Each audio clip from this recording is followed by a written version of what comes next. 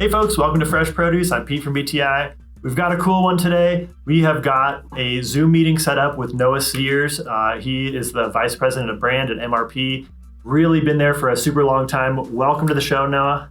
Thank you very much. Yeah, Great. It's good to see you. Yeah, thanks for joining me. And we've got some really cool stuff to talk about. And I think it's going to be a cool conversation because you can give us some insights into like development. I love having these conversations with someone so deeply involved in product development. It just shines so much of a light, I think, in kind of the backroom processes before we all get to ride and sell and what have you. So let's talk about it, man. I mean, you guys have a big year coming up and kind of a big launch. Let's talk about this damper first of all. Yeah, so we have a lot of new products in the pipeline, but the first one that's coming out here soon is the new lift damper. This is a new damper that's finding its way into two new fork models for us, the Ribbon LT and the Ribbon LT Coil. And we're also selling this product as an upgrade for Fox and RockShox forks. So that's a new product category for us. You know, we've had a lot of success as a suspension upgrade company with our ramp control cartridges for the air spring side, but this is the first time we're going in the other leg and doing damper upgrades for those forks.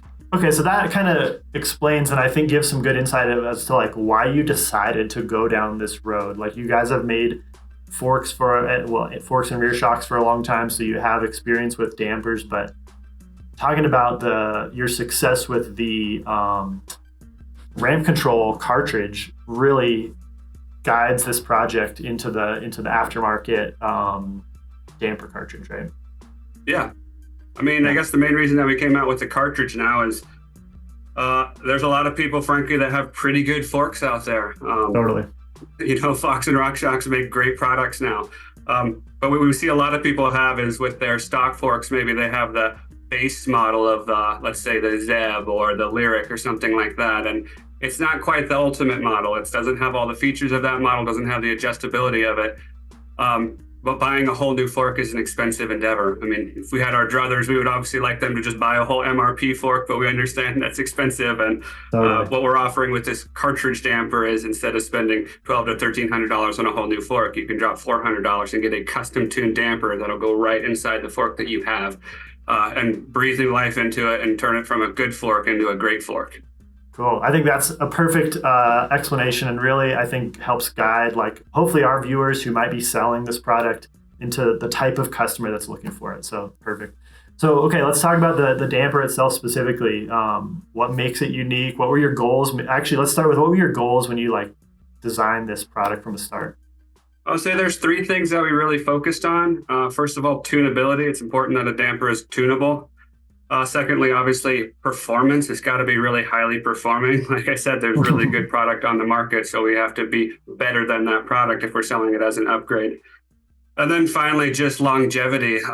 We want to have a product that lasts a long time. So we want something that has long service intervals. And then when it does come time to service it, it's easy to service. It doesn't require a lot of specialty tools, and there's not a lot of disposable products. We want a fork damper that is going to last many, many seasons, and hopefully you'll take from fork to fork.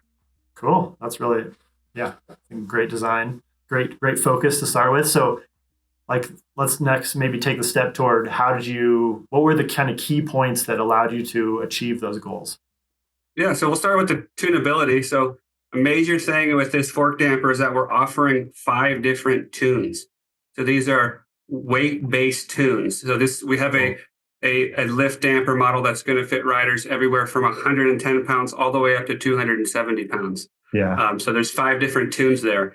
By going to weight-specific tunes, we can perfectly match the damping profile to the rider. So we don't have to have a damper that has really, really broad adjustability that any given rider in that whole spectrum can't really take advantage of, because some of those damping positions are going to be so uselessly open they make no difference, or, you know, in the case of a light rider, uselessly closed that they're also not going to be able to take advantage of those. So we're able to tune the damper for the rider.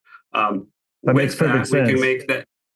Sorry? Yeah, it makes perfect sense. And I think like that's really the big differentiator. Like this is essentially offering like you said, a custom tune, but it's kind of the same as sending your fork into a tuner, but it's bringing like a whole upgrade aspect to it as well, right?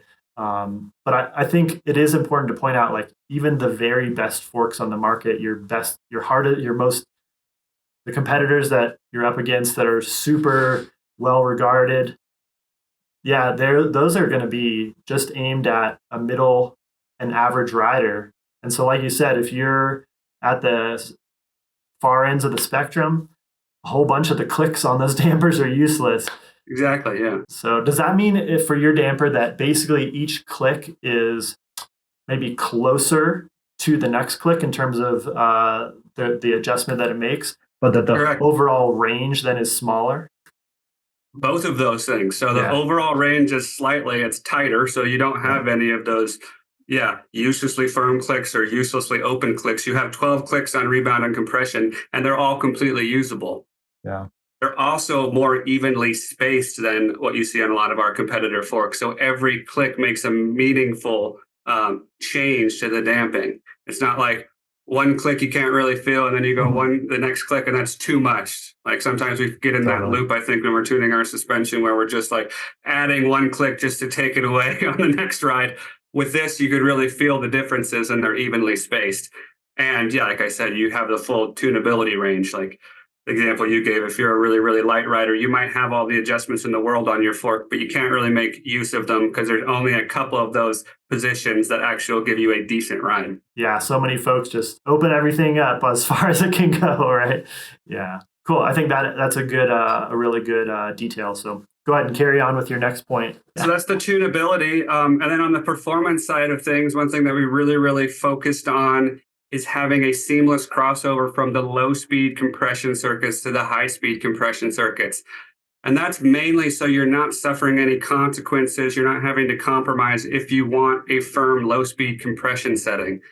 So if you look at I'll provide you with a graph that you can throw up on screen here. But what you see is after about 75 inches per second shaft speed, the damping profile is perfectly flat, regardless of where you have the low speed compression setting. So the low speed compression really does focus in on those low speed compression events, and you're not getting a harsh ride at higher speeds if you want to have more low speed compression support.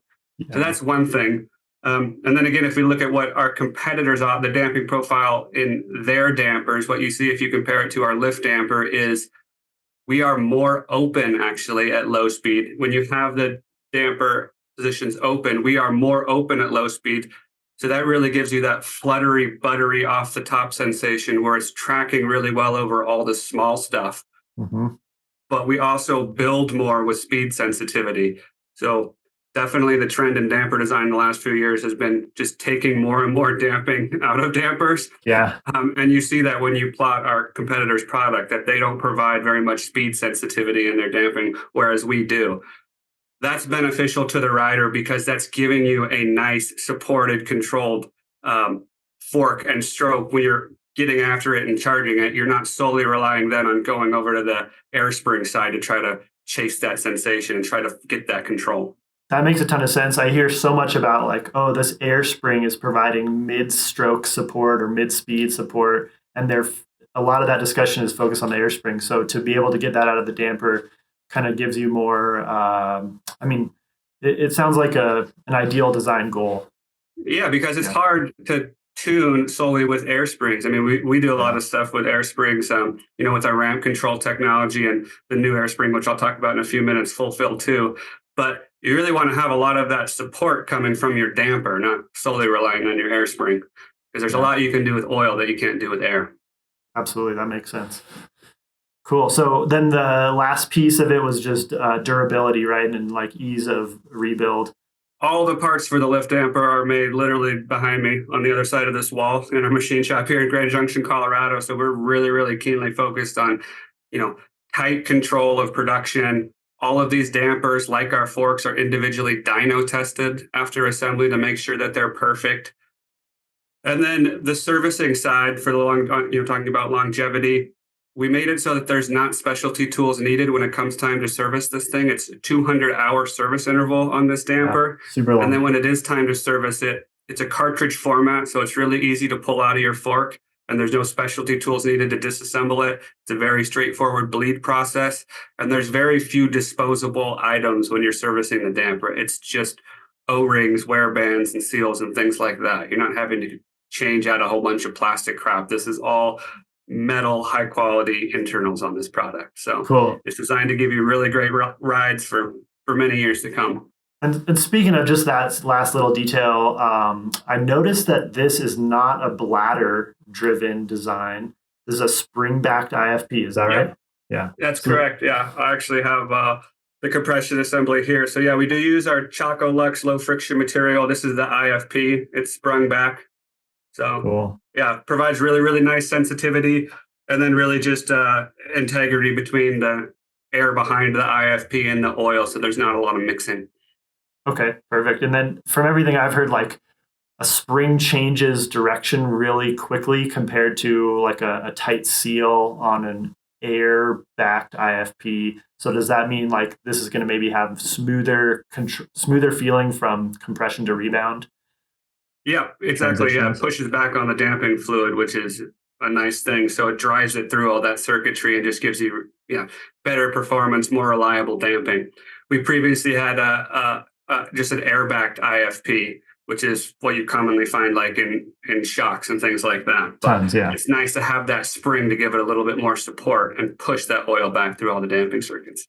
Yeah, not to mention no bladder to replace upon service. That's what kind of struck me with that original conversation. Yeah, bladders were definitely all the rage several years ago, and we went away from bladders with the introduction of the ribbon fork in 2017. But they do have nice benefits, but they tend to tear, and their durability in the long term is questionable, and it does make for a harder process when it goes to servicing them and replacing them and things like that. So absolutely, yeah, cool. Okay, so sounds good. We talked a bit about kind of the creation of this fork and the goals, how you achieve that. Let's talk about some of the unique materials that went into this thing. I think you guys worked with some of the bigger suppliers to kind of make a unique bushing. Is that right? That's correct. Yeah. So we talked a lot about damping already, but something else that we really focused on with this damper is the reduction in friction, because you can have really beautiful damping profiles, or in the case of, of a whole fork, you can have a fork that, has all the technology, but if you have a lot of system friction overriding all that damping or overlapping that damping, then it's not so good. So we did really focus on reducing friction in the damper and elsewhere in our ribbon LT and LT coil forks. So we worked with IGUS, which is actually one of the world's leading bushing and bearing providers. And we're utilizing in the main seal head of the damper their new E material, which is their lowest friction material yet. And I believe this is the first use of it in the bicycle industry.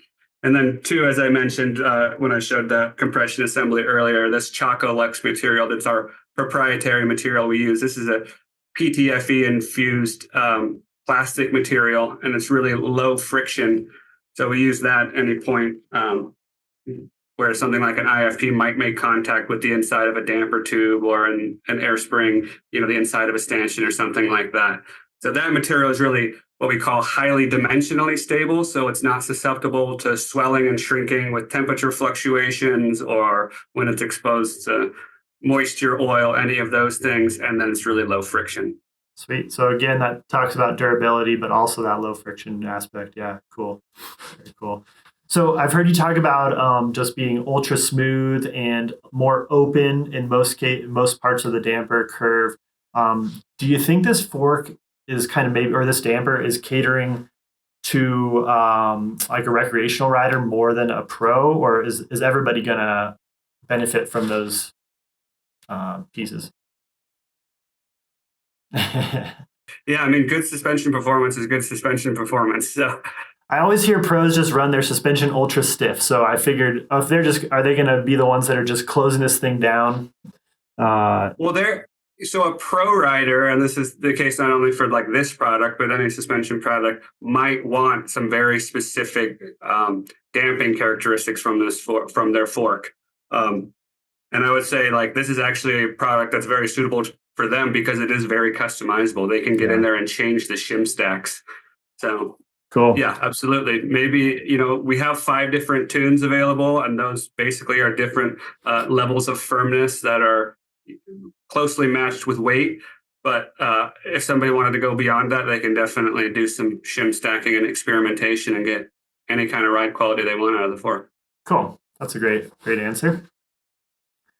All right, let's see. I think so you mentioned that this is a damper that's going to go in your new forks, but also there's some fitment for other models out there. Can you run through those fitments real quick? So we have 2 models for Fox, and we have 2 models for RockShox. So on the Fox side of things, we have the Fox 36 and Marzocchi Z1 fitment, we call it. So that'll fit all Fox 36 forks, including the 36 rhythm and the Marzocchi Z1 and Z1 coil. And then we have the Fox 38 fitment, which fits Fox 38 forks, obviously. Mm-hmm. And then on the RockShox side of things, we have the 35 millimeter version that'll fit most of the premium 35 millimeter forks from RockShox. So we're talking obviously Lyric, Pike, Yari, and Revelation. And then we have similarly a 38 millimeter version for RockShox that fits the Zeb. Sweet. So there's 4 core fitments there. It fits a whole bunch of different forks. And then there's 5 tunes available for each one of those fitments. Yeah, cool. I mean, it really just strikes me that you even called them the premium RockShox forks in the Revelation and some of those others. But like adding in a custom damper is going to be a huge upgrade for those products. So like you mentioned at the beginning, like it's such an opportunity to take someone with a mid-range original spec bike and just bring a ton of performance as they get more confident or more demanding of their equipment. So pretty cool. Yeah, and I say premium to kind of differentiate kind of the chassis, I guess. Yeah. Because there are like the RockShox 35 Gold and those ones, and we don't have fitments for that. And on the 38, we don't fit the domain. But in the case of like the Yari or the Revelation, they share a lot of the same components actually with those more premium RockShox forks like the Lyric and Pike. They just have different internals, and you're replacing those anyway with this damper upgrade. So yeah, you can absolutely inject a lot of performance into what's actually a mid-range fork. Yeah, absolutely. Yeah. Cool. Okay, so we talked a ton about this damper and its fitments, but let's now maybe move on to the fork itself, the MRP fork that coming along with this damper. Yeah, I mean, we're obviously happy to turn a lot of these Fox and RockShox forks from good to great, but we have full control, obviously, of our suspension, and we really think it's the best stuff on the market. So we are introducing 2 new models this model year, the Ribbon LT, which is an air-sprung fork, and the Ribbon LT Coil, which is a coil-sprung fork. These are essentially the next generation Ribbon and Ribbon Coil forks. So these are in the 140 to 170 travel range. Cool. Additional updates, they both get the lift damper. Additional update to the Ribbon LT air fork is a new air spring for us called the Fulfill 2, which is, we think, the most adjustable air spring on the market. That's saying a lot. Something unique to our air spring, the Fulfill air spring, which you've had for a few years, is that you can independently tune the positive and negative air spring pressures. It's not a self-equalizing air spring. So you can really dictate how it feels off the top. You can bias the pressure to have a little bit more in the negative chamber, and that completely diminishes any of that characteristic air spring feel where you feel like it pushes through a little bit of an almost threshold off the top to get into the travel. It's just super fluttery right off the top.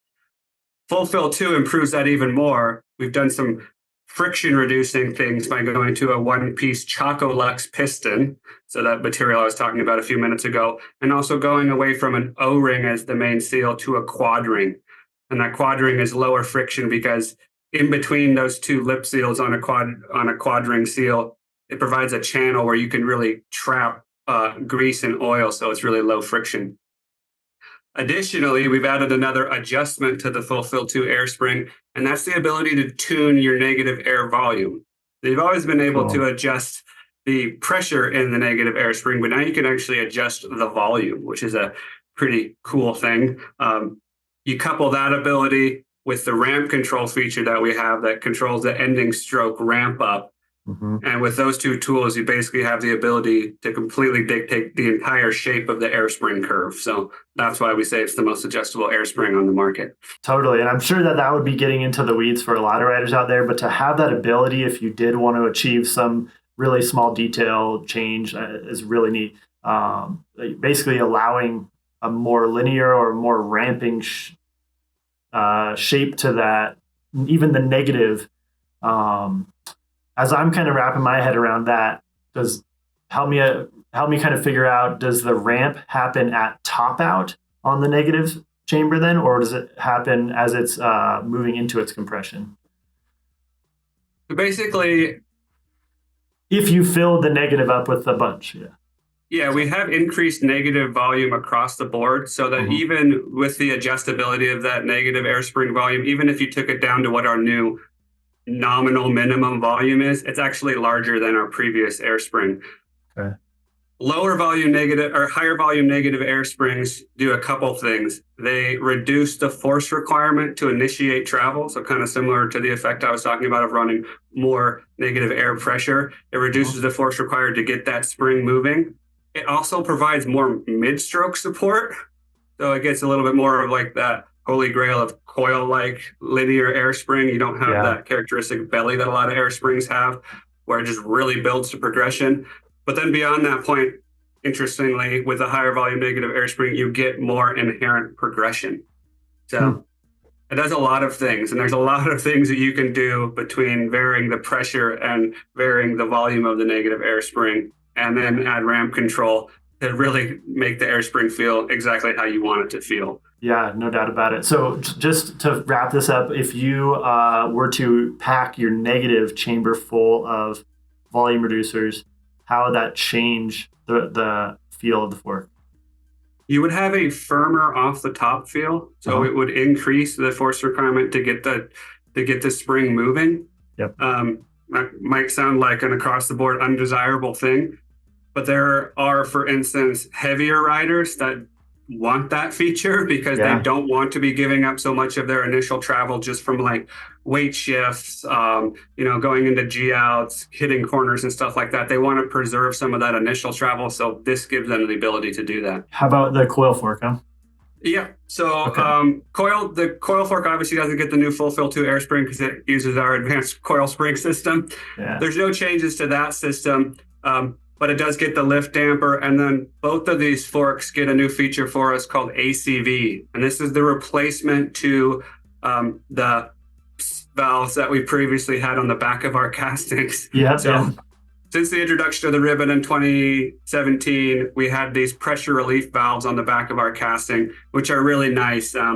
Basically, what we find is over time, air gets ingested into your lowers. And that can build the effective spring rate of your fork and start to make your fork feel, harsher, regardless of any changes you've made to the actual air spring or damper changes or anything like that. Yeah. And that change can happen on a shorter time scale if you introduce things like elevation changes or temperature changes or things like that. So you frequently notice this at like bike parks, things like that. So with the pressure relief valves, you're able to release that pressure and equalize it with outside ambient air pressure. That's obviously a great feature, but you have to feel that sensation first to remember, I got to relieve this because my fork is feeling, maybe a little bit harsh or a little bit firmer than I remember setting it up as. Sure. Now we have automatic casting vents, which blow off automatically in the event that pressure builds in your lowers to a point that it would influence your fork's performance. Okay. Yeah. Automatic thing. You get the benefit without having to remember to depress those valves. So. And we're not just running open all the time, so it's just like these are actually it's not sealed. Just breathing in and open, but they're preset from the factory to blow off at a certain pressure. Yeah. So if the fork compresses and the pressure builds to a certain amount, and it's different for every fork model, it just blows off. Yeah, perfect. So it resets that so that your air spring, you don't get that additional air spring ramp up effect separate from your air spring. Yeah, absolutely. Well, we just glossed over it, but you mentioned the coil fork, and I think that a ton of riders are going to be super excited about that. It's definitely something that I feel riders are demanding, even though the industry is not really fulfilling that very well. So I'm super stoked that you guys are bringing a coil option. How many springs are available? Five? We have 5 springs, and the nice thing is that our 5 spring rates match perfectly with our 5 lift damper tunes. They're the same weight brackets. Cool. And they're the same color codes actually too. So it's really easy to figure out what spring we recommend. And additionally, when you get a coil fork from us, you get 2 additional springs. So you get 1 firmer spring and 1 lighter spring. So you can adjust that if you feel like you want something firmer or something softer. Nice. But yeah, I'm a big coil fork fan myself. Yeah, we're really, really proud of this Full Fill 2 air spring, and we're really proud of our air spring technology. But man, there's something about coil springs. There's a lot fewer seals in a system like that, and they're just super reliable, and they just feel really consistent and durable, and it's performance that lasts a long time because there's like fewer wear seals, all kinds of stuff. And yeah, totally. Especially in places like where we are in Grand Junction, and I frequent Moab, places where there's just a lot of square edge hits, a lot of violence on the trails. It's nice to have a coil fork that just eats that up and is able to take the compressions and turn around to the rebound stroke so fast just because it's so smooth and friction free. Cool. Yeah, like I said, I just think there's so much demand in the market for it, and great to see you guys, giving that offer. So yeah, hats off to you. Cool. Is there any other detail about the fork or the damper that we haven't covered that you want to talk about before we wrap up? I believe that's it. I think we covered pretty much everything. Sweet. So yeah, across the board for us, all of our suspension forks get updates. Those ones I mentioned, the Ribbon LT and LT coil, get the most updates. Yeah. But the Ribbon SL also gets an update. It gets the new Full Fill 2 air spring, so it gets that nice new air spring. And then all of our other forks at least get new graphic upgrade, and a lot of them get the new ACV automatic casting vents. So sweet. Updates across our whole mountain bike suspension line for 2024. Yeah, it's been a little while since the previous Ribbon was released, so I think that maybe some folks have forgotten about MRP, and it's time for that folks remember. I think you guys bring a really cool product to the table, ton of innovation, and being in Grand Junction, Colorado is a huge benefit for people as well. Between the service that you can offer, replacement parts, it's a big package. So absolutely. All right, folks, thanks for watching. And I hope you got some really cool insights into the development of the new MRP damper and forks. If you'd like to try one on your own bike, make sure you ask at your local bike shop and tell them BTI sent you.